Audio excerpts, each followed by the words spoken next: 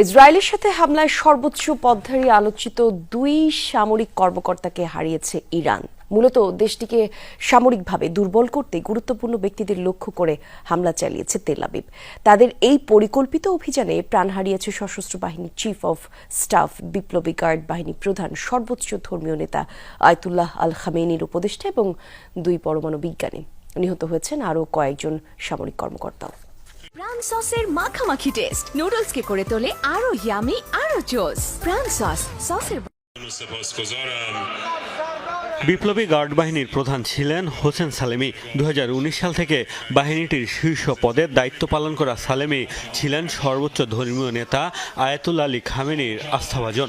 বিভিন্ন সময় ইসরায়েল বিরোধী বক্তব্য দেয়া এই শীর্ষ সামরিক কর্মকর্তা দেশটির ব্যালিস্টিক মিসাইল সহ বিভিন্ন অত্যাধুনিক সমরাস্ত্রের ভান্ডার সমৃদ্ধ রেখেছেন গুরুত্বপূর্ণ ভূমিকা। পরমাণু কর্মসূচিতে জড়িত থাকার অভিযোগে ইরান ইরাক যুদ্ধে অংশ নেওয়া সালেমির উপর ছিল পশ্চিমা নিষেধাজ্ঞার খড়গ। শুক্রবারের ইসরায়েলি হামলায় প্রাণ গেছে আলোচিত এই সামরিক কর্মকর্তার। শুধু সালেমি নয়, ইসরায়েলের হামলায় নিহত হয়েছেন আরেক শীর্ষ সেনা কর্মকর্তা মেজর জেনারেল মোহাম্মদ বাঘেরি। ইরানের সশস্ত্র বাহিনীর প্রধান ছিলেন তিনি। বাঘেরিও অংশ নিয়েছিলেন ইরান ইরাক যুদ্ধে। একসময় বিপ্লবী গার্ড বাহিনীর কমান্ডার হিসেবেও দায়িত্ব পালন করেছেন। আয়াতুল্লাহ আলী খামেনির শীর্ষ রাজনৈতিক উপদেষ্টা আলী শামখানিকেও লক্ষ্য বানিয়েছে ইসরায়েল। খামেনি ঘনিষ্ঠ শামখানিও ছিলেন ইরানের শীর্ষ সামরিক কর্মকর্তা। রিয়ার অ্যাডমিরাল পদমর্যাদার এই নেতা ছিলেন প্রতিরক্ষা মন্ত্রীও। 2001 সালের প্রেসিডেন্ট নির্বাচনেও অংশ নিয়েছিলেন তিনি।